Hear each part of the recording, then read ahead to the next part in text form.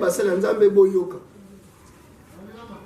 lobi na ndele tokosamba puisque nzambe abenga biso to prépare bato pour l'enlèvement oyebi bandeko boyoka ngai yesu bilaka kobotama na ezalaki yesu akobota yesu abotama yesu abotama yesu akokufa kosekwa yesu akufa sekwa leto zila promesse moko bato azala kobotama yesu bazalaki bato azali kufa yesu bazalaki kosekwa yesu bazalaki biso zila kozonga yesu sikoyo na kozonga yesu toleka na jugement dernier tokosamba bandeko nde boyibi bana bato mbongo na bapoche na bango opesa $1000 okende Allemagne pesa $1000 okende poto ozala visa te passeport te ake poto ndenge nini bokende mangenge boviolaka basi ya bato otosala miracle ndenge elina na mwana basalaki nzuto na nzuto mnono attention si vous voulez basala nzambe tokosamba soki oza na posa ya nzuto osala me kokosa nzambe makambo te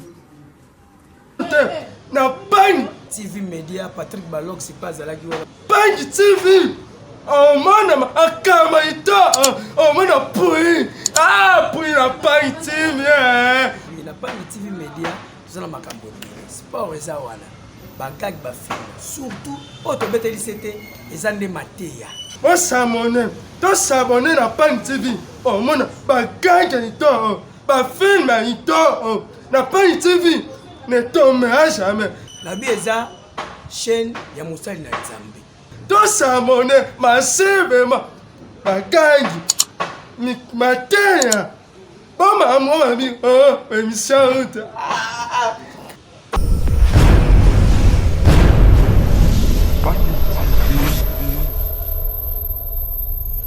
La voix vibre. Je suis dans la joie, cher abonné de Pangi TV, de vous retrouver encore. Bonjour, bonsoir. Mbote, cela dépendra de l'heure à laquelle vous allez recevoir cette très belle vidéo. Beaucoup de salutations.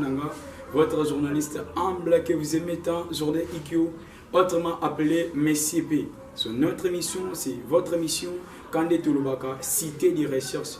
Tous allons quand on a pour news là bien que c'est pour les abonnés na biso news surtout abonnés news dans Pangi TV au balela Messie P. Tous allons aller le sous que tu poses toujours la question Messie P. J'aime quand je te vois, si je te vis. Donc je sais qu'il y a des bonnes choses, je sais qu'il y a des news qui vont venir. Na émission le déjà de ça la news à bien au que c'est pour les sabino news surtout.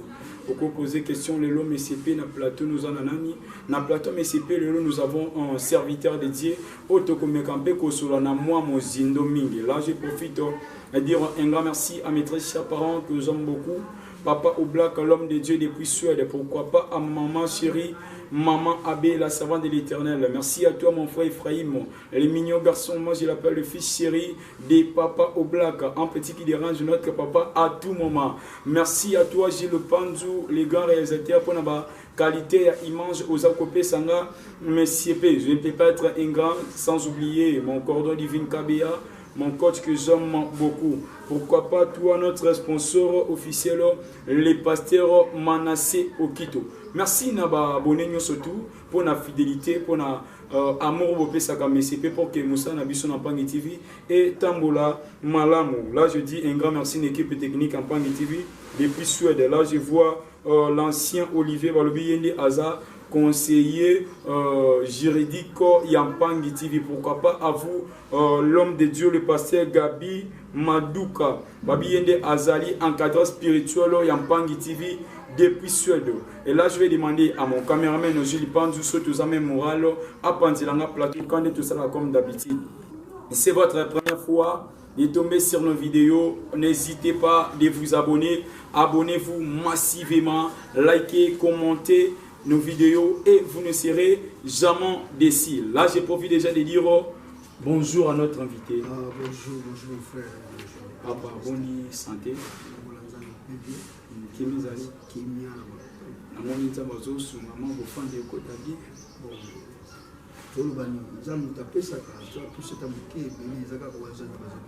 Ok, papa, message moko na bato bazolanda na moment oyo. Bana nzambe nyonso bazolanda na moment oyo message moko kopesa na babonye na biso nyonso o bazolanda bino na temps oyo. Oui, merci na sepelaka mingi. Koloba nzambe merci avant toba na makambo nyonso toba na losambo puisque makambo nyonso nzambe azalaka auteur ya nyonso. Merci pour le journaliste, pour le caméraman, ça n'a été remercié dans le tout banama comme sous que vous puissiez tout prier d'abord. To Sambeli, le créateur d'univers, le Dieu d'Abraham, Isaac et Jacob, n'a pas su merci pour que sous na plateau plutôt que le journaliste, qu'on a dit merci. Et oui, évangile, c'est un kende dans le monde entier. Évangile, les autres kende na émission, na Pangi TV, na télévision, na Pangi TV, à grandeur, il y a Koubake, Moutouaza initiative, nous avons kanisa yo pambola ye, occasion après si biso pour les canaux émission, nous avons pambola misa na ye, activité sur ça la projet na ye pour réaliser. Pambola journaliste, pambola même caméraman na biso za béni, émission le nzambe, au sala ke batu nyos, ba kwa interview ba béni, même à comment na kaka émission oyo za béni na nyos, pambola journaux na komutoko na kombo na Yesu Masiya. Amen. Voilà liboso pour te yambayo na plateau na biso so ko se présenter et que ça vraiment et lo comment quoi malamu et papa boni na. Merci journaliste na bina bina kombo ya révérend pasteur Azabapeli na apôtre benga mini musée Aziza donc papa musée musée ya nani ya président passé musée na le bami eza musée na Kiswahili eza paka l'église ancienne de l'église. Donc, le quoi nous a habitué à nous amener malam, pas bien à biso pas. Sauf petit mouton, ça a assez dans un malam, pas bien qu'à musée. Donc, le quoi nous a musée Haïti Nabal, musée Sony, musée Koutino. Donc, tu vas comme tu peux ça, so mon mouton ça, et puis le quoi tu vas que musée Tamluko, tu vas musée, donc musée ça va. Titre moi que mouton ça, on met le bakamanza. Ok, merci pasteur Mouzé. Papa, bon, le quoi ça m'a nabiso liboso ko yamba bino na plateau na biso. Toko lukampe to ye ba penza ba source na yo musala nzambe parce que lelo ba sala nzambe ba komi ebele. Mona kala muki na tongo ko ba sala ezati o ngape musala nzambe nzaba benga ngai. Mais na ko linga pe to mikampe ko beta moi li solo na yo. Lo lenge boni ozwa appel na yo, lo lenge boni banda ministère na yo. Papa, père spirituel na yuzanani, uzana communauté ni no bimeli pe mbandini to mekampe koyeba elongo na babone na biso bazola na moment. Merci journaliste. Toute question mokoza kitoko makasi. C'est-à-dire mutu nyonso soka na source ya bimilate donc en sens te. Donc naoka ndeko muka zemba nzaba pambola pichu mwanzabi obima wapi Outila wapi papa molimi no komo nani yekuta sita komo na ye papa molimi no komo Kelani apote Kelani azamu papa ayebani do asali carrière na ye ministère kitoko biso pe ba oyo baziza oyo nazamona na uti na ndambe malamu donc nazamona uti na malamu je peux que dire que papa ya bimisi ngai na abokola ngai na makolo na ye c'est révérend Ndongatu donc on a protégé na lobi kolbala ngabo na ute pa ya musée Haïti donc ko bongo na ngai mutema ko bonde la pona ngai musée Haïti a sambeli pona ngai maloba na loba kabibasi po azimu sala nzambe munene na nzela na ye nzamba ko sala ibeli bele me na ko bi sabino bande ko ngai na la mukate bona côté de la théologie na banda côté non.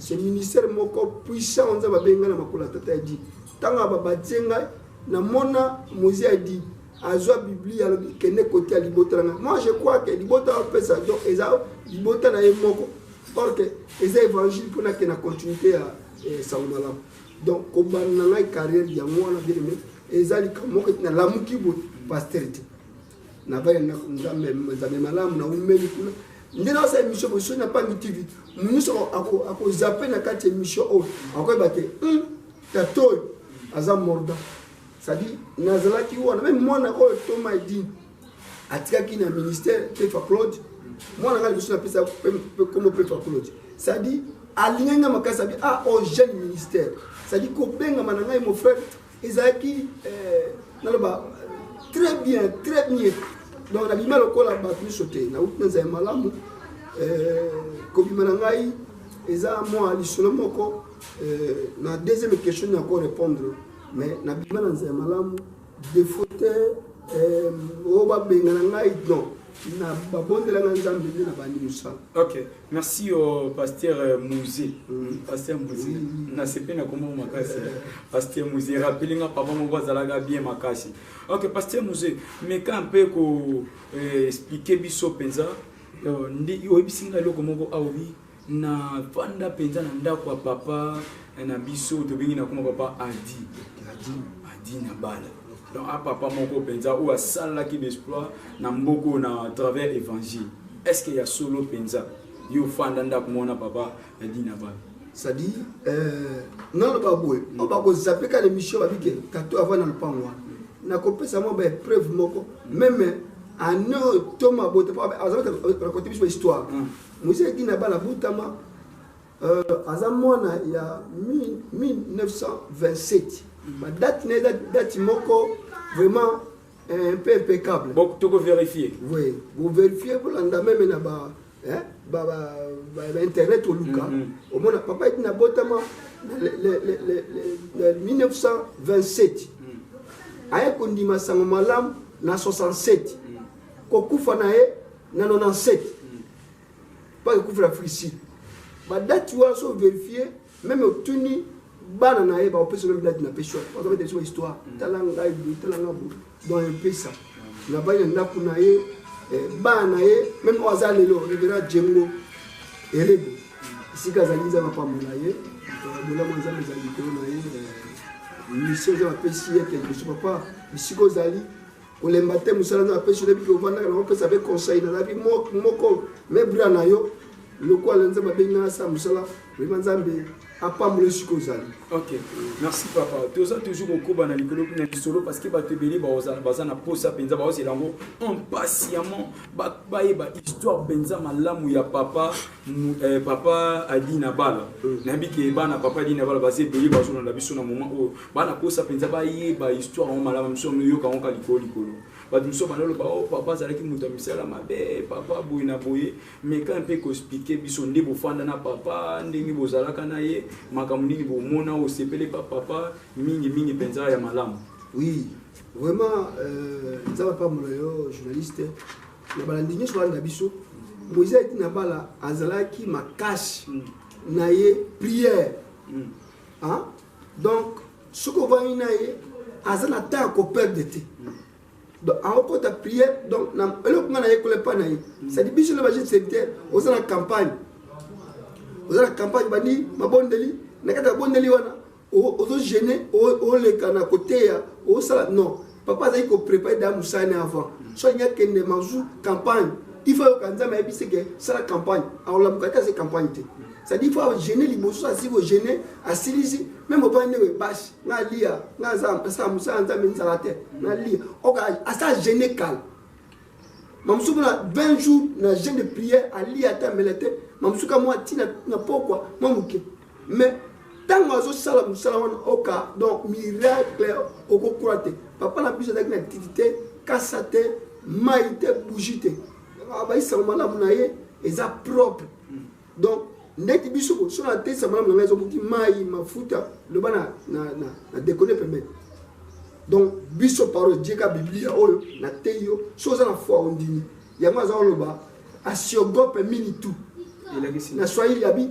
ndimaka ko bangate so ndi ko te évangile sisi au mona bi asiogope mini tout ndimaka azoba ko ema enzemo ndima Yesu ndima kaka nyonso ekobonga soki banze bazoyemba mingi na ministère na ya moi donc Moïse Adi aza père oyo ayebi lo banza bele na kobeta mo lisolo muke ya Moïse Adi ni kokola nae na classe ya deuxième primaire wani soto zo na lupango epane mo kabeta yemo kabeta biso abi na deuxième primaire ake kotanga na bami si ba missionnaire ba zu mukanda moko ya bouquet moko boyina kati ya lubanza ba pesi bango mukanda ba ko Marc chapitre 7 verset 15 à 18 tango ba ki atangi abi akuti père moko o azai ko pesa bango ku alobi mais makambo yo ngana otanga o ba biso ko ya Yesu ndimi Yesu baptême obiki sana sikoso bigisa ba pouvoir yo chokolanda yo ba ko tiabeli ba ko bika ba ko bondela ba malade ba meli poze ai biso ba o esa makandenge esa makate ndenge ni kati na biso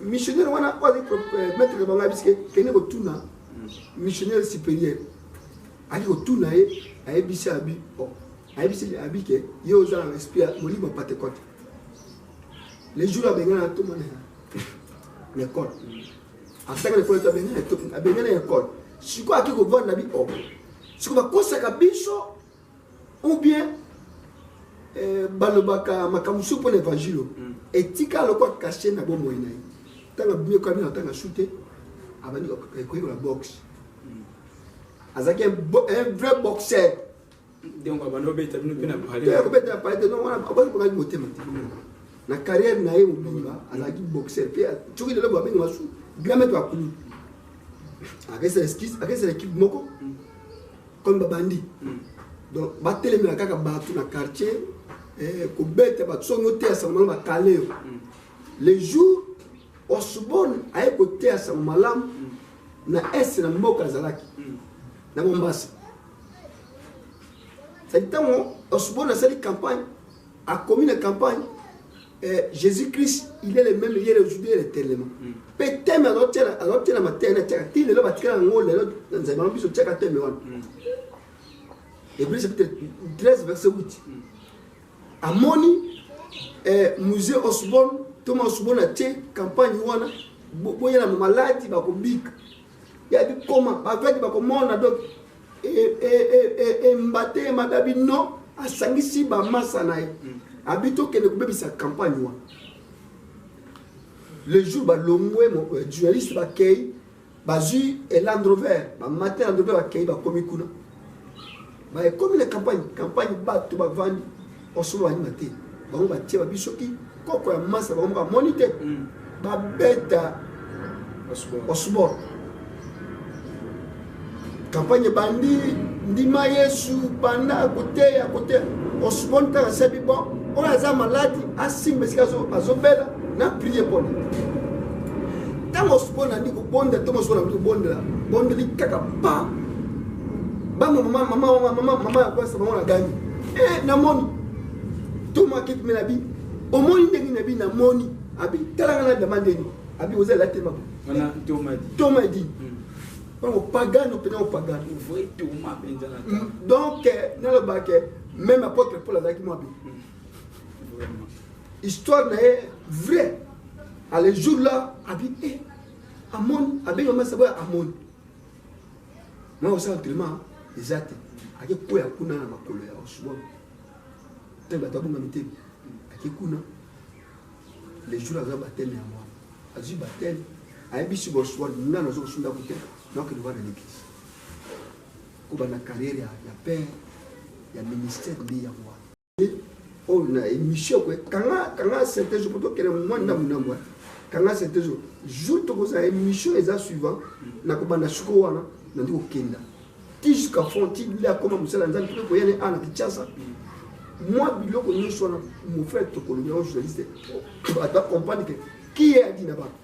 Donc ceux qui te l'ont dit malam on a lisolo besi au hasard le quoi tata mulimo ya dit eza osubor.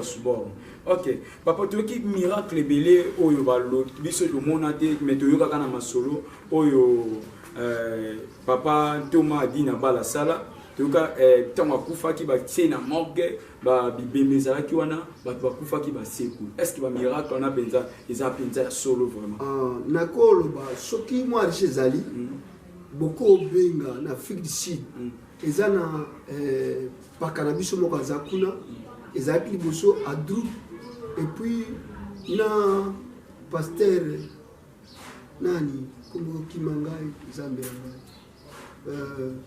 révélant là bango bazalaki na Tomaidi bato yambaki Tomaidi kuna na Afrique bayambi bakoti même hôpital donc makambo esana kuna mon frère choki na pesa l'émission là surtout ni apôtre yoko paye manzembo mokolo wana donc azana nazo ba précisément azana yolo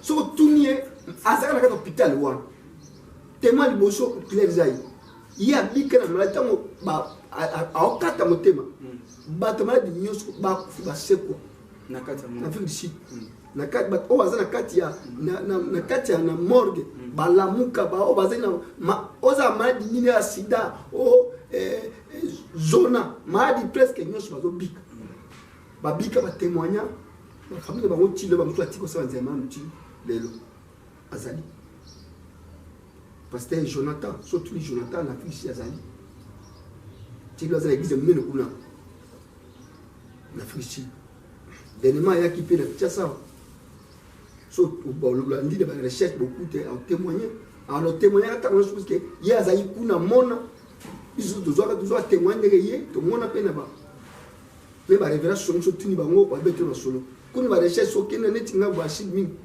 na pas sur ba bandi ba cassette musique ne ba teya ça makambe bele na révélation do kuta. Ok, merci. Je sais qu'il va venir sur notre studio pour lundi histoire moqué, te mec un peu comme sur la solo moqué na pasteur musée et histoire il y a Thomas a dit. Je sais que vous avez connaissance moqué. Ok Thomas, papa musée. Je sais que tant Thomas Koufaki, au comment qui n'a nous ça dans un bon on a tant Thomas Koufi na zala ki pe donc bana tigala ki ko lokola mwana nous akina no mwana makolo ya baba mobati ne matikina po batikina na boko reverend ndongo abatelanga na ki aso na vene papa ndongo na yi pa Thomas donc lokola protocole na kati ya le pan na osala nyonso tant musée pe a jouer pouvoir ba pesier pouvoir dans l'an 2000 quoi 98 campagne liboso biso qui comme évangéliste na stade na pays du peuple l'espoir na pays du peuple cela qui wana lokola ba protocole donc on a sentir protocole évangéliste na sala service évangéliste comme protocole wana za toujours na sia makula ba tomande ba cadre donc quoi na ngai na boko na bongo na zaki respect lelo kama baba bana biso kambala lego pasteur akotinda yo kende ko sombelo mwana obude aboyani menga batya makolo pena olonga makolo tokesa campagne toyina bataba mais presque tout bien pasteur kwa ndaka mbongo mabunzo te so la nyango ko kufa apesa na exemple ni Thomas dit na ebisai puisqu'il a 77 78 nous avons mes acquis na komeka makasi tant Thomas président Mobutu a menacé à coup de cette campagne babiki mona kangi église ye kanga zama kanga mais Thomas lemba te mona tant moko bakanga kango bakante mikana mais révérend Ndongo wana azalaki moka bokila Mobutu pa balaka mona kasi Mobutu donc atika ko battre l'église en Ndema pendant une année demo le kola Thomas na kati ya Ndema après si kazaliza battre la révérend Ndongo parce que battre la victoire les choses abu donc la grâce presque sur la vente bon mon channel va commenter des gens pas mbula mutu na biso ini na boy piminanga ba donyos oh révélation piminanga oh don ya boy mais dikama don ya guérison miracle wala si on va aller mutu ma dile ba suna kanga do na za fo so la line money let me kolo na to mona ba révélation mo ba isa ma kamusu ko bisote ba sekena mikoso kutea maladi na njia nanga suna tuninza mikolo na bonde pona bika suna bika aubika même au sida eza okufa oseko donc passer yo mana sur le moni révélation na taille ba yele de pas papa shoki nzambe na ba tusala ngona volonté nzambe eza ngate kero ba ngana nzati na pusate mina tala ka nzambe so tunina ka tubike pimelanga lo mususu mais pour la guérison miracle on eza bilei na pour na zonga na pa ya mokolo lingomba ozoma donc bana bondi la pona nga grâce etikala Thomas pe bondi la pona nga moko to abondi la pona nga na okama de côté la nga na liso tombi dans le jour on a 6 na kene église na kuta mo de buma bika vraiment quand tu le baga quoi nga boti ki la bateke mais Thomas pe le bi pour la quoi nga boti ki la bateke mais miracle guérison wana desaya ye boti ki la boti na sa donc nga na zape na basé la fondation donc et là comme vous avez dit n'article la biso presque ya moi ok merci pasteur Mouzé je crois que bandeko Hollanda biso baka na poussa ba appel na yo ozwa ngondenge ni kandi ba miso ba nzamba benganga nzamba yebinga ulamuka kana tonga appel le koti nzamba bengi ou bien oyoka pende ba benga Samuel mais quand peut expliquer biso na ba difficulté ni yo puta na mona ministère na le po au bâtir les églises aux en église bo ba difficulté pe.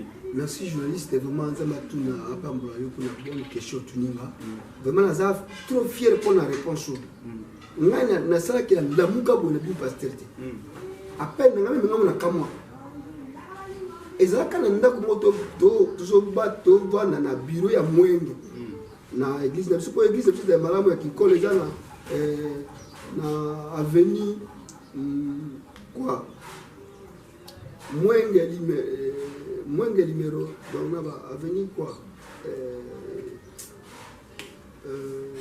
c'est échappé un peu numéro 5 oya ezana komboka ambisi donc na avenue wana église ya kiwana numéro 5 etonga numéro 5 église biso munene eza wana donc biso ba ko pesa biso permanence na bureau ba trier ba jeune bazaki mwana moi ko battre la bonzambe parce que lelo moi to bonga mutema mais et ça il y a ba serviteur biso bona lelo akuzuma jeune fille akebika nayi na ose na nzambe kitoko te mais biso ba charismatique ke na boya nyos chéri kutu na mwana miso na ngati donc ba pesa biso interdit ke ko simba mwana biso simba mwana si on choque les lotés ba jeune mi ba bon travail ba pas moi na travail papa na zama chéri nanga mais biso na charismatique excuse ba ko trier biso 3 personnes ngai pasteur Aziza na ni frère moko Daniel et puis na ndeko mo kalonji na papa mo esika mo libre pe makimi akufa azana bo moite ba biso bisa to ba na ku wana pesa biso chaque année il faut mutakufa na le pont donc ba ko le pont ba soutenir le pont makimi mais tout souvent c'est-à-dire les jours nous appellent non ka son na ba 4h du matin non ka po moko di bebe ngai Aziza mungongo penda ne lo comme na sama telo ka vona na surtout ngabi et limonde so benga ngai journaliste donc dema pour makapato sko a lu ka sko bo manga papa Aziza makambo lo bana pensa eza solo soko tourne ki ko ba biso ke même na ki ko ke kama otike webi pasteur Aziza soki bato azala venu avec garçon mystique pour moi comme c'est ça ma Nicole so na le ministère ba biso ke garçon mystique donc na mona même moto par exemple li misanga na mona moto auta likola manga kwe na uti ba journal bongo l'hôtel bongo na zongo moto kwa likola manga bukalo ngana uti na zo ma bureau mon frère ti le là etika la ngai caché bato ba kriya bukana no ikena bonde na tuja bikena bonde na sima kwa bonde donc lokona makila mukuwe bana mezonga ndenge salama na comprenate ti na bona bonga binzamba za puissant. Mon frère, Soko Yambi, Yesu Christ, solo comme Komikis, au même Cambo, au Monument. Appelle les appels mon mystérieux. Deuxième fois, nous appelons un cas sur l'habitat de Coran de Komoko Natum. Il y a déjà plein de Komoko, révérend Dorcas, Moualawal. Père Kamabisu, nous il y a dirigeant, et puis il y a cadre de l'évangélisation. La tournée, nous êtes Moualawal. N'engagez pas la boutique ou à Benga, allons à aventurer. Or que asalanga luka barenga donc accompagne pas Zoya barenga deuxième fois que tu vois na senga sobo so ya bengi na oka okobanga donc pour na sisa ko banga pesa mazuba inédita sobo elongo donc na ekoyo ka voir na bina to kunde ko moko to binga kizungu pape noir na bing episcopat baindo boni abi pasteur musée ngana bi ngana bi pasteur habité yo a mystique makamuto doyo kedason yo a mystique yo a mystique makam donc abeta tulaka tubili mobo to beta bla lingala kubinda bakanza ya wana episcopat baindo na bitara sunga na moni babi yo evite so abengelo ba kolonga yo sanga ningo lini donc yo ma pasteur muzema nani pasteur Aziz apenza o balobaka nani comment Samuel penza yo na Samuel don na ministère na Samuel don avana na tiro bana sema ko batoma parce que ngai bizo vina na obimba na ndako ba bengana anga Quand on dit que malam ndimeli d'abord il faut pas catholique papa catholique maman catholique. On dit masa malam ba église église journaliste. La église on église ta boma. Ba to boma église on. On dit église on qui nzambizam. Donc tant que kuna tika ne kuna vendre. Ok, l'homme de Dieu, mais quand on peut expliquer les difficultés, où il y a un ministère dans le lot, ok, l'église n'a pas été. Est-ce que Bando Bani ministère n'a déjà bâtir l'église et ou bien où ils ont l'église à Liboso ou bâtir dans le ministère? Merci, journaliste. Bon, Koloba que nous avons la difficulté ma cache. Liboso nous avons na biki boy, na bimi siban.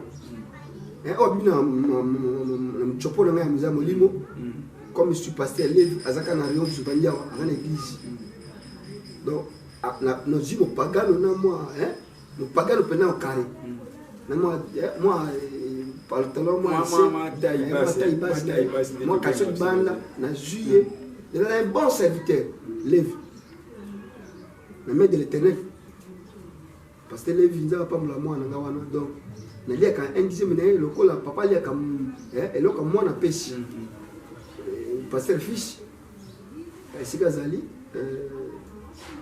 azapé moi na boti na mboko tuni pasteur fils c'est d'abord na mkola yebi pas bien pas na premier projet bichama pasteur Gordon a wana lo bazana Lumbashi azo vrai azabana uti pa na kikole kuta pasteur Justin Ngua Abimpe la bamboko na de psychologue na quatre passer abimi au ba travailler indépendant ngai nza basanga gaza tinanga na place abine que na sa église na place abine mais le boulot moi c'est la kuna donc na thème ça pour l'église na ba bule ko titika la kuna mo boule ça ma kuna seri ba le baga benga na ba congolais kuna na ka somo na kati ya port na mona ba tuni ba kufa salama un peu donc nous avons su na posa kozonga kuna mifano kama ngongo nzambe ke nzambe aluba kozonga na nina boye na mikofunga ba église mi bale mi satu mais nazalaki na mwasi ndabo na église wa na balaki mwasi na mbongo mais mwasi wana asanga bilo mo ezanga ta oko ba église fungwami o kala mo tongo na bo église ye mwasi akulu ba donc prophétie moko do injil moko ya mabe au moins l'église c'est réduit bato makilo nde nzama sala que na séparer na likolo ba caractère wa ndo monde. OK, merci l'homme de Dieu. Je sais que nous situons déjà vers la fin. Namoni ba comportement bitozo mona lelo na Congo vraiment basala nzambe makambo mingi mabe o bakangi musala nzambe na mwasi o musala nzambe wa esali bo escroquer bo basala nzambe bazo déranger bandi bazo senga mbongo papa conseil nini pourquoi pe ezo sala mabongo mais kako expliquer sur pourquoi makambo ni sala mais ba signe temps de la fin ou bien zanini pour pesa basala nzamba bongo conseil ba londo na moment. Merci na psychologue merci la bonne question je peux signer non le message parce que beaucoup de jouer sur Kaboui un jeune journaliste ça pas mon frère merci. Et puis inspiration ju kolembate ça me la biso pas mon parce que ndeko mata biso to mata ko mata ah ça m'a ça sur grâce attends pour sous des États-Unis d'Amérique tout ça Michel sur sous côté na mais c'est peu déjà na zone di mananga j'ai la foi ça pas mon question na répondre Mukana Jean chapitre 3 verset 6 et le but oya botamina chair à chair pas botamina esprit à esprit les lobbies sont pasteur dans le bien général toujours kufa mingi likolo makambo etali nzoto c'est-à-dire to sa musala OK to sa musala molimo te mo sa musala nzoto na kuta mlinga pasteur bisanga pasteur yoso ku mobola na marque na yo nga no sala eloko lokola bord na ngai ça la bien les amis or que musala il faut souffrir. Yo mona musala musala ka boeti o se musala 2 mois 3 mois pas personne de côté final. Ah, na compagnie. Il faut ça la musala na compagnie même na ba compagnie à gaz, compagnie de Sonas. Na on atra, il faut ça va 25 ans, 30 ans. Quand mission de côté final bimba, o ça makamusu na vie na on paye carré ici. Bo panzan. Bandika le voici makis. To mettre mukolo sangama ya sangama zonga lokolo moko ya défaut à cause de la souffrance. on fait le mettre ma cambele tout m'a dit na yo comme un évangile pour le loi comme abo so ba tout m'a donné djengo ba ali amo ba li mama papa ba nyo kwami hein mon frère bande ko na ngai ba sala nzambe boyoka lobi na ndele to ko samba puisque nzamba benga biso to prépare ba pour l'enlèvement obi bande ko boyoka ngai Yesu bilaka ko botama na ezalaki Yesu ko bota Yesu botama Yesu ko kufa ko seko Yesu kufa seko les deux la promesse moko bato za ko botama Yesu bazalaki bato za kufa Yesu bazalaki ko seko Yesu bazalaki biso la kozonga Yesu siko na kozonga Yesu to le jugement dernier to ko samba pandeko ne boyi bana bato mbongo na ba poche na bango o pesa $1000 ke na Allemagne pesa $1000 ke ne poto ozana visa te passeport te ke poto ndengeni bokele mangenge bofiola kabasi ya bato oto sala miracle ndenge elina na mwana basalaki nzuta mnono attention si vous le basala nzambe to kosamba soko za na posa nzuto sala me ko kosa nzambe makambo te bande ko to bongo la motema solo to sala nzambe so na pesi mukeli ya muke wana ayebi lobi ni ko sala pona bande ko bokoti na magie bobima bokoti loge bobima ko na bisa da nyos ata lobi ba seki Yesu bomema mokipa satra azoka mote ba c'est tala Jérusalem tala biloko mokimi ça va quitter na fuke na mutu te kanzam bino biso to ke fuka melo comme ya pe ko si alelo buma lobi vitira veni to zo monde ngeni basala nzambe na sungi biso na tolibi menga moko na zawa soki na ligna dévier na senga nzambe sunga ngai na pengwa te puisque bilaka na yo isalina. OK. Voilà, chers abonnés de Bangui TV, nous sommes bel et bien à la fin de notre émission. Quand tu vas papa te couper il faut opérer sa numéro parce qu'il y aura des personnes qui vont vous appeler pour nous compléter, pour nous prier parce que il aura raté. Mais ça numéro pour nous bateau vous en a ça va bien. Vraiment, na ça la numéro il y a de communication en vrai. Nazana Vodacom puis officiel ceux qui nous ont prêt à cause du numéro Vodacom ils a 083 plus 243 81 OK 83 07 15 601 papa bandela pour Batuba comment sous 083 plus 243 83 oui 07 15 601 donc wana soki bobengi bandeko wana bokozwa pasteur musée Aziza officiel 090 07 69 577. OK. Prenez ça par numéro, il y a papa et nous sommes à la fin de notre mission. Si c'est votre première fois, n'hésitez pas de vous abonner. Abonnez-vous massivement. C'est votre chaîne, c'est notre chaîne. Mais c'est pas à la wana kapona magamba vito comme moi bien. Ou ça qui OCP, ça qui bananza menu surtout. Bapam bon là je vois Bertini. Je te dis déjà merci. Je dis un grand merci à mes très chers parents que j'aime beaucoup. Papa Oblak depuis Suède, l'homme de Dieu. Pourquoi pas à toi mon frère Ephraim que j'aime beaucoup. Et je ne peux pas oublier notre maman Abé, moi je l'appelle la servante de l'Éternel. Maman quoi l'inga mais c'est P Maka, ça c'est Pélaton Papa Oblak Avinga. Mais c'est P et ça la cahier vraiment Kitoko Makasi. Merci à l'équipe technique de Bangui TV depuis Suède. Et là je vois ancien Olivier Maïle, c'est lui qui est notre conseiller juridique au niveau des Suède, sans oublier Pasteur Gabi Madouka, c'est lui qui est notre encadreur spirituel au niveau des Suède. Merci pour la patience et fidélité, sans oublier mon cordon que j'aime beaucoup, Divine Kabea la mère Auto. Merci à toi Gilles Panzo pour la immense kitoko et qualité aux OP Sangai. Là je n'oublie pas, je dis si j'ai oublié c'est un péché, je dis un grand merci à notre sponsor Manassé Okito. Merci à toi Soriano, on se revoit juste après. Bye. Na Bangui TV Media, Patrick Balog, c'est pas à la gueule. Bangui TV! Oh mon akama ito! Oh mon apui! Ah, puis la Bangui TV! La Bangui TV Media, c'est la makambo. Sport et zawana. Bagag ba film. Surtout, autobete lisete, les années matéya. Moi s'abonner na Bangui TV. Oh mon bagag ito! Ba film ito! na Pani TV ne tombera jamais. nabi eza chaîne ya mosali na Nzambe. Tosabone masebema bakangi mateya boma mwa bi émission.